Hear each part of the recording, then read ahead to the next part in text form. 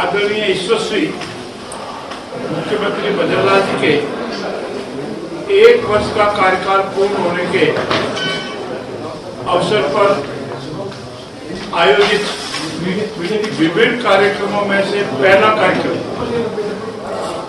आज युवा सम्मेलन और रोजगार मेला मारवाड़ की तरह वसुंधरा जोधपुर में रखा गया और आपके मस्तिष्क में ये बात आती होगी कि ये रोजगार या युवा सम्मेलन जोधपुर में ही क्यों रखा, जयपुर, उदयपुर, अजमेर, कोटा या राजस्थान के अन्य शहरों में क्यों नहीं रखा।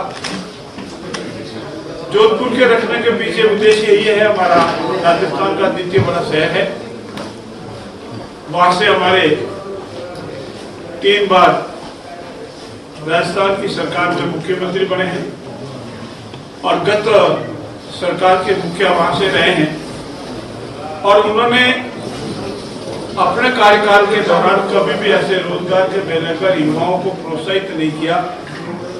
जीवन में अपने माता पिता की, अपने परिवार की अपेक्षाओं पर खड़े उतरने का अवसर नहीं दिया और उनके अंदर जो प्रतिभा है उस प्रतिभा के अनुसार रोजगार पाने का अवसर नहीं दिया और जब कभी भी दिया तो पेपर लीक,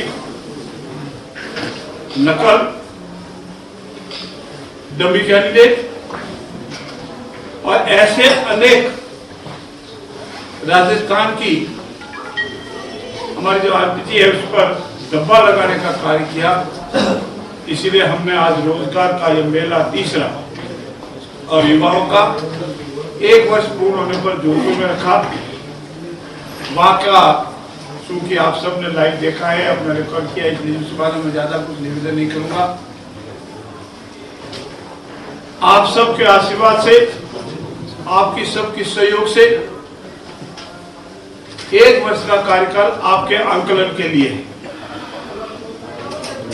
और यह आंकलन करते समय आप इतना अवश्य देखें कि यशस्वी प्रधानमंत्री, विश्व के सर्वमान्य नेता 1 सप्ताह में 2 बार जयपुर पधार रहे हैं। राइजिंग राजस्थान में आए, उनका उद्बोधन आपने सुना और अब 17 तारीख को मौजूदा बद्रीलाल जी की सरकार के 1 वर्ष पूर्ण होने पर पुनः जयपुर आ रहे हैं। आप सभी सादर आमंत्रित हैं। और तीसरा, हर सरकार अपना बढ़िया से बढ़िया करने का प्रयास करती होगी, इस पर मैं कुछ नहीं मानता। कितना कम हुआ, ज्यादा हुआ, ये आंकलन जनता और आप भाइयों का है। लेकिन आपने राजस्थान में ये तीसरा राइजिंग राजस्थान और अन्य नामों से हमारे उद्योग कैसे पनपे, उद्योग कैसे लगे, इसको देखा। 2015 में भी देखा, 2022 में भी देखा। लेकिन ऐसा अन्य प्रदेशों में भी आप रेफर करते हैं, अपने साथियों से सुनते होंगे, हिंदुस्तान के अन्य प्रदेशों में। लेकिन ऐसा व्यवस्थित, अनुशासित और न केवल देश के बल्कि 32 देशों के डेलीगेट्स इसमें आए, एमयू किया, अपनी भागीदारी निभाई और राजस्थान और हिंदुस्तान के बड़े बड़े उद्योगपति जिनका नाम विश्व पटल पर बड़े बड़े उद्योगपतियों के रूप में लिया जाता है और अनेक लोगों का इस संबंध में अनावश्यक टिक्का टिप्पणी का भी अवसर रहता है, ऐसे बड़े बड़े उद्योगपति भी इस मेले में आए। विश्व बैंक के अधिकारी भी इस मेले में आए।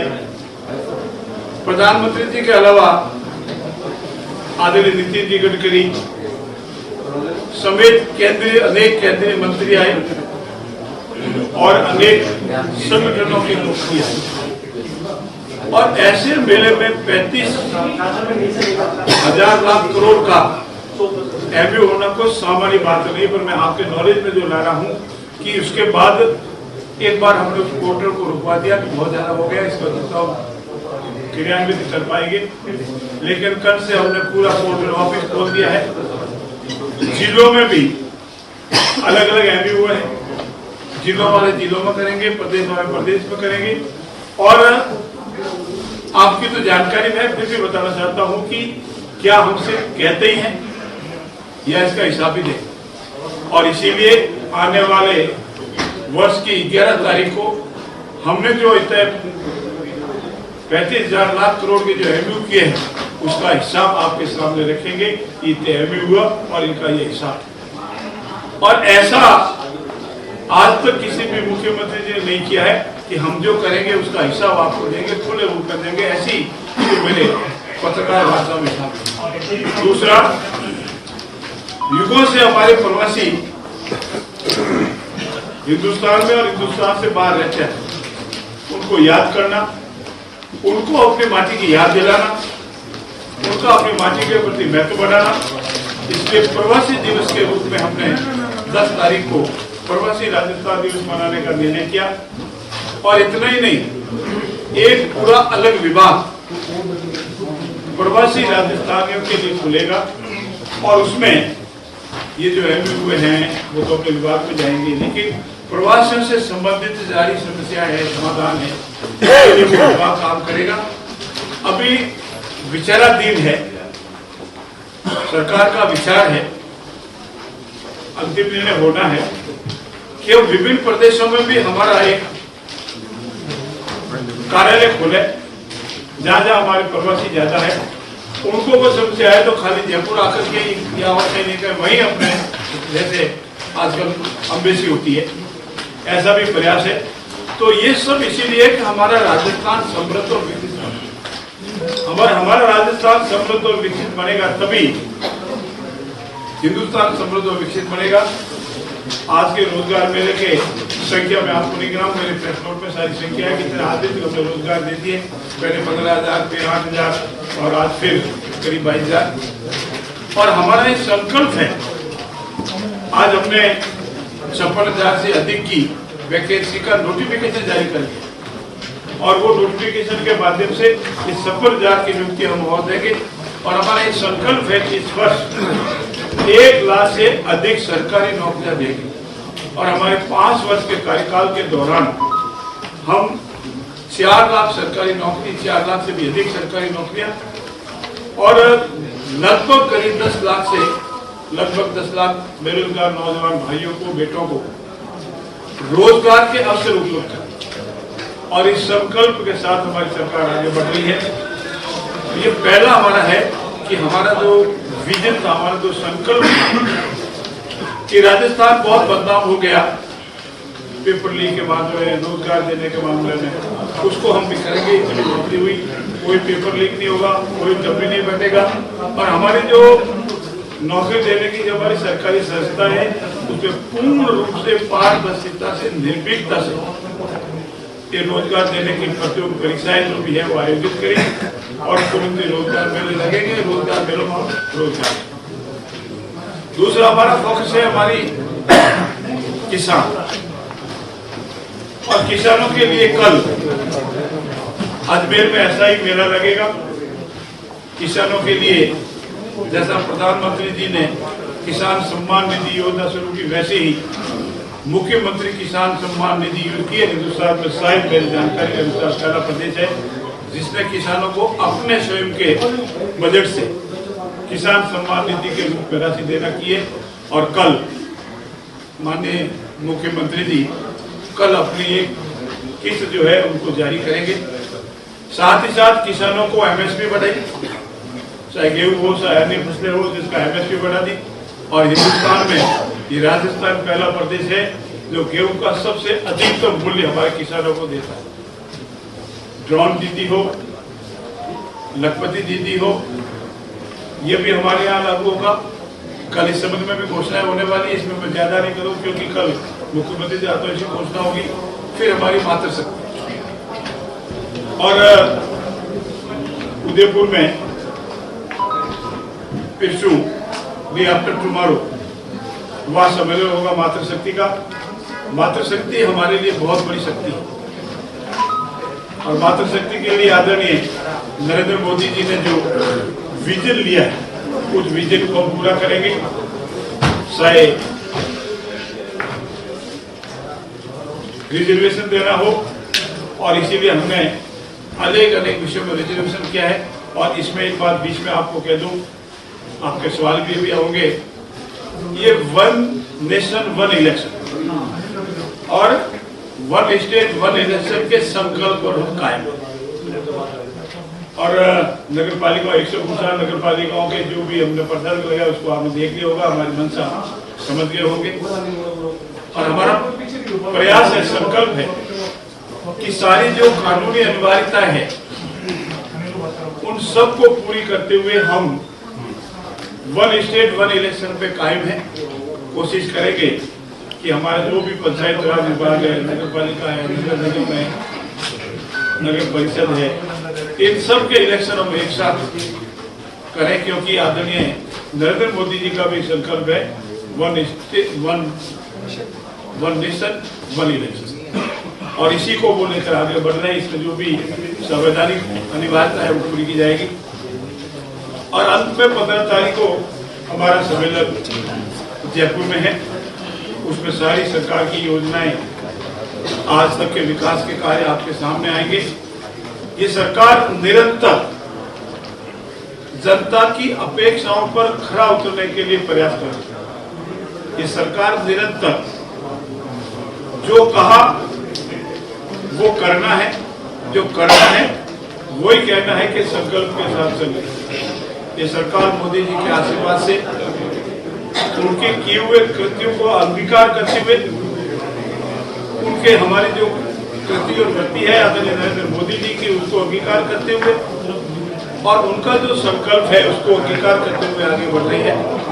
राजस्थान एक समृद्ध और विकसित प्रदेश बने, इसमें हमें आपका भी सहयोग चाहिए। आप भी हमारे राजस्थान है, हम सबका सहयोग, क्योंकि हमारा संकल्प है सबका साथ, सबका विकास, सबका सहयोग और सबका आशीर्वाद, और इसी संकल्प के साथ हम आगे बढ़ रहे हैं। मित्रों, आंकड़ों की दृष्टि से मैं अनेक चीजें हैं जो आपको नोट करानी चाहिए थी, पर मैंने प्रेस नोट में आपको सब दे दी है।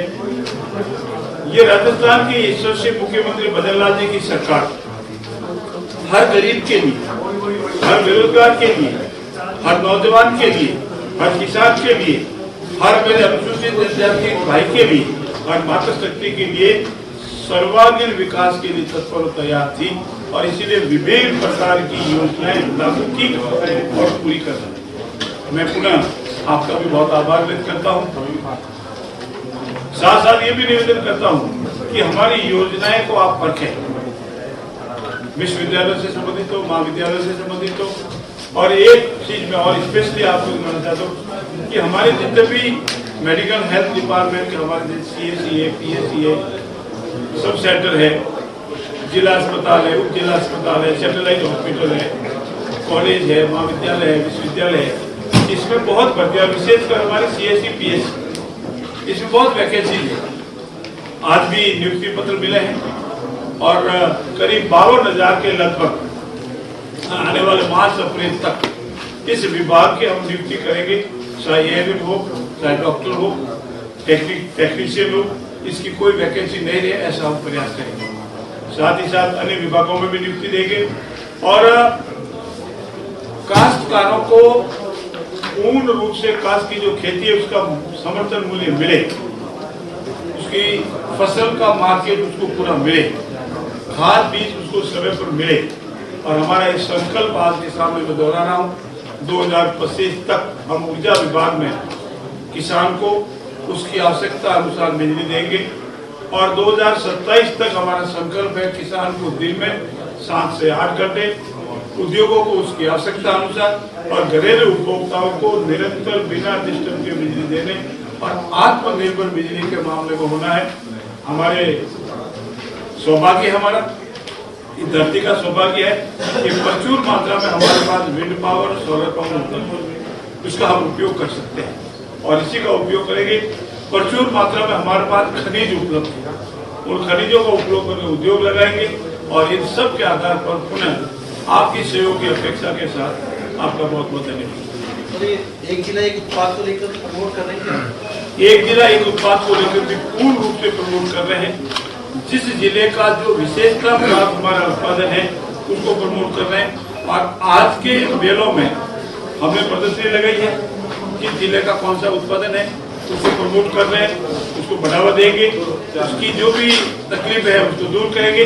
और विशेषकर जो हमारी माता शक्ति छोटे छोटे उद्योग लगा रही है, लघु उद्योग, आपने कल देखा लघु उद्योग का हमारा अलग से मिला हुआ और लघु उद्योग पॉलिसी लाई। मित्रों, आप बहुत लंबे समय से वरिष्ठ भी है, आज दिन तक इतनी एक साल पहली साल में 10 पॉलिसीज और उन पॉलिसीज का अध्ययन कीजिए।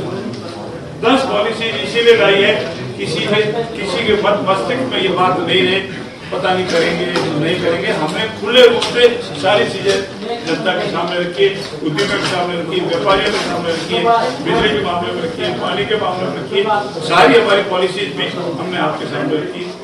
किसानों को कितनी बिजली पर्याप्त मानते हैं आप? अभी कहे आवश्यकता अनुसार देंगे, किसानों को 7 से 8 घंटे बिना एक्सप्रेस बिजली मिलती है वो उनके लिए पर्याप्त है। राजस्थान परिप्रेक्ष्य मंत्री जी, आपने पेपर लीक प्रकरण को बार बार दबा हुआ है।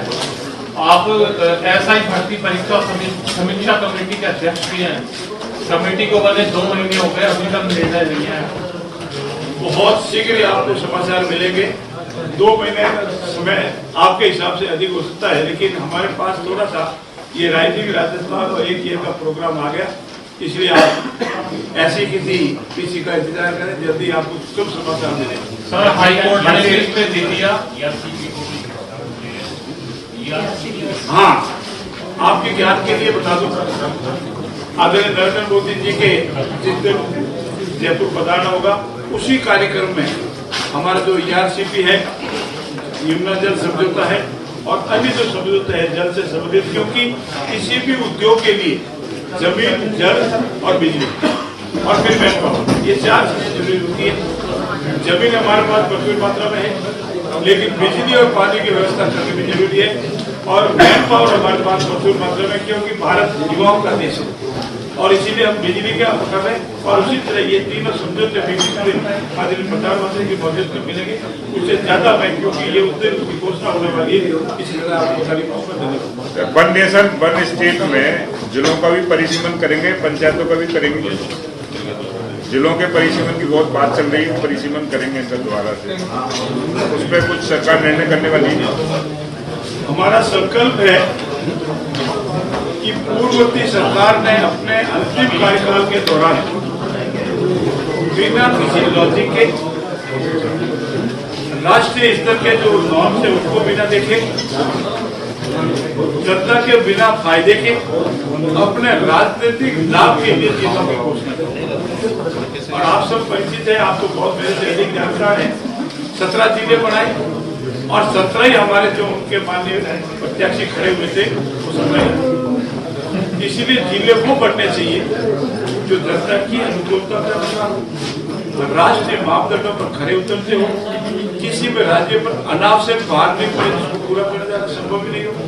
इतना अधिक प्रशासनिक लवाजमा उपलब्धि नहीं कराया जा सकता, इतना अधिक इंफ्रास्ट्रक्चर उपलब्धि नहीं कराया जा सके। इसलिए इन सब की समीक्षा हो रही है और समीक्षा होने के उपरांत हमारा टेक्निकल रिपोर्ट हमारे पास आई है।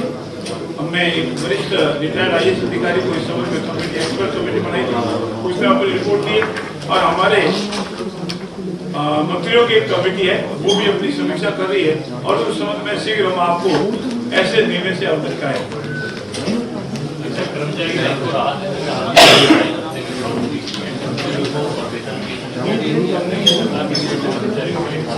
धन्यवाद आपका। पिछली बार भी समय में हमने आपको बताया था।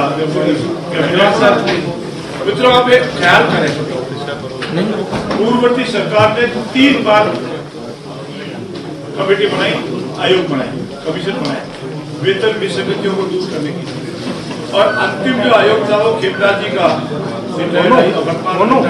IAS ऑफिसर है। उनकी रिपोर्ट आने के बावजूद भी पूर्ववर्ती सरकार ने जानबूझ करके उस रिपोर्ट को लागू नहीं किया, सार्वजनिक नहीं। हमने आते ही उसकी रिपोर्ट को स्वीकार किया, लागू किया और अब धीरे धीरे विभाग वाइज अपनी जो वेतन विसंगतियां हैं, प्रमोशन की विसंगतियां हैं, विभागों की विसंगतियां हैं, उसका ध्यान अलग अलग विभागों में है। ये पहली सरकार है जिसने कर्मचारियों को उतना ही ख्याल रखा है क्योंकि अपनी माँ बहन भाई का रखा है और कर्मचारी इससे बहुत खुश है और कर्मचारियों का समय समय पर पहली बार दीपावली पर वेतन मिला, DA और ये सब हमने इसलिए किया है कि हमारे कर्मचारी भी हमारे समाज का ही रख के उसका विकास होगा तभी देश करेक्ट।